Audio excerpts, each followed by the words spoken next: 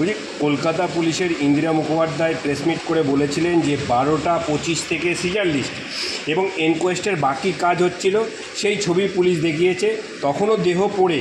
তাহলে কপিল সিব্বল কীভাবে বলছেন যে দেহ নিয়ে যাওয়ার পরে সিজার লিস্ট তৈরি হয়েছে? দেখুন, এই তো সিবিআইয়ের যারা লয়ার ছিলেন তারা তো সুপ্রিম কোর্টে এই বিষয়টি তুলে ধরেছে। আপনারা দেখেছেন যে সরকার একরকম কথা বলছে, সরকারি উকিল একরকম কথা বলছে, আর দেখা যাচ্ছে অন্যরকম ঘটনা গ্রাউন্ড লেভেলে ঘটেছে। এটা প্রমাণ করছে যে এই সরকার লুকোনোর চেষ্টা করছে এবং তার বিরুদ্ধে মানুষ গর্জে উঠে বারবার রাস্তায় নামছে। আর যখন মানুষ রাস্তায় নামছে তখন মাননীয় মুখ্যমন্ত্রী ভয় দেখাচ্ছেন। আজকেও ভয় দেখিয়েছেন, আমরা কেস রেজিস্টার করিনি, মানে করতে পারি আর কি কেস রেজিস্টার। আপনার কত কেস রেজিস্টার করার ক্ষমতা আছে, আপনি করে নিন, আমরাও কোর্টে লড়ে নেব, সাধারণ মানুষের হয়ে বিজেপি লড়ে। সিবিআইয়ের আইনজীবী আজকে বলেছেন কোর্টে যে যেখানে ঘটনাটি ঘটেছিল তার পাশে যে ওয়াশরুম ছিল সেখানকার টাইলস পর্যন্ত তুলে ফেলা হয়েছে। তাহলে কোথা থেকে নমুনা সংগ্রহ হবে? দেখুন, একদম সত্যি কথা, যে বিষয়গুলো সামনে আসছে শুধু টাইলস সরানো নয়, যে স্পেসিমেনগুলোকে 4 ডিগ্রি সেন্টিগ্রেডে রিজার্ভ করা উচিত ছিল অর্থাৎ সংরক্ষণ করা উচিত ছিল সেটা পর্যন্ত করা হয়নি। কোনো কিচ্ছু নিয়ম মানা হয়নি যাতে কোনো তথ্য প্রমাণ যেন না থাকে। আর মনে রাখবেন যে আমি প্রথম থেকেই বলে এসেছিলাম যে এই ধরনের রেপ অ্যান্ড মার্ডার কেসে বায়োলজিক্যাল যে প্রুফগুলো থাকবে, maybe semen, maybe saliva, maybe hair, এগুলো বা স্কিন রিমেন্স অর্থাৎ চামড়ার অংশ, এগুলো খুব গুরুত্বপূর্ণ হয়, যেগুলো সময়ের সাথে সাথে নষ্ট হয়ে যায়, যার মধ্যে তথ্য যত আপনি দেরি করবেন তত তথ্য সেখান থেকে ডিলিট হতে শুরু করে বায়োলজিক্যাল সিস্টেম।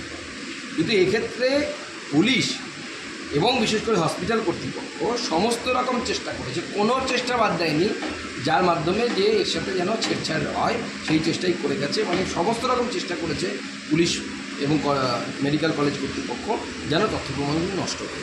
1 মাস হয়েছে গোটা ঘটনাটা, গোটা দেশ একসাথে। আজকে মুখ্যমন্ত্রী বলছেন 1 মাস হয়ে গেছে, এবার উৎসবে ফিরে আসবে। কখনো বলছে ফোঁস করতে, কখনো বলছেন ফোঁস করে উঠুন, কখনো আবার বলছে উৎসব। কোথাও দেখুন, বাংলার মানুষ এই উৎসব মন খারাপ নিয়েই পালন করবে।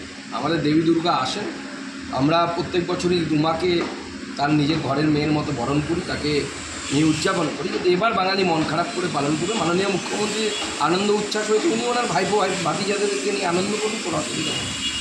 যে পোস্টমর্টম রিপোর্ট তাহলে সুপ্রিম কোর্ট হস্তক্ষেপ করবে না, এটা কিভাবে দেখছেন? দেখুন, রাজ্য ব্যবস্থা নিতে চাইলে ব্যবস্থা নিই। আমার মনে হয় যদিও ডাক্তারদের ব্যাপার, জুনিয়র ডাক্তারদের ব্যাপার, তাদের সিদ্ধান্তের উপর আমরা ছেড়ে দেবো। কিন্তু আমার মনে হয় গণতান্ত্রিক দেশে সবার প্রতিবাদ করার অধিকার আছে, তারাও প্রতিবাদ করছেন, প্রতিবাদ হওয়া উচিত। এবং এই প্রতিবাদে ভারতীয় জনতা পার্টি এই সমস্ত ডাক্তারবাবুদের পাশে আছে।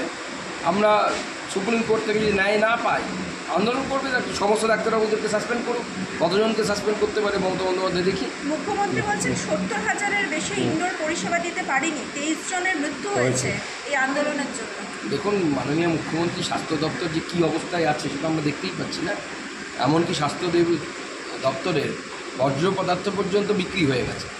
মাননীয় মুখ্যমন্ত্রী এই পরিষেবা দিয়ে করবেন কি? মানুষকে তো আপনার স্বাস্থ্য দপ্তর উল্টো বিপদের মুখে ফেলে দিচ্ছে। কালকে দেখা যাবে কারো এইডস হয়েছে, অন্য কোনো কন্টিজিনাস ডিজিজ হয়েছে বা ইনফেকশাস ডিজিজ একজনের দেহ থেকে অন্য জনের দেহে চলে যাবে। এই ধরনের স্বাস্থ্য ব্যবস্থা তো তৈরি করেছে। অবজারভেশন তো শুধু নয়, আমি আমার ভাষণে একবার বলেছিলাম, আমার কাছে এরকমও তথ্য এসেছিল যেটা পরবর্তীকালে দেখা গেল উইলফুল রেপ বলে একটা শব্দ এরকম তৈরি করা হয়েছে।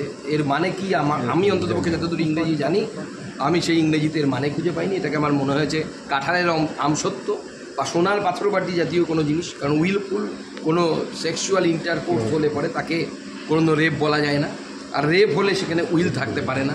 অতএব পরস্পর কন্ট্রাডিক্টরি শব্দ ব্যবহার করে করা হয়েছে। এবং আমার কাছে এরকমও খবর এসেছিল যে 2 জন মহিলা ডাক্তার না থাকলে ফোর্সফুল পেনিট্রেশন এই শব্দটাও ব্যবহার হতো না, অর্থাৎ রেপ সেটাকেও মুছে ফেলার চেষ্টা সন্দীপ ঘোষ এবং কোম্পানির তরফ থেকে নাকি হয়েছিল। এই ধরনের তথ্য আমার কাছে কিছু এসেছে।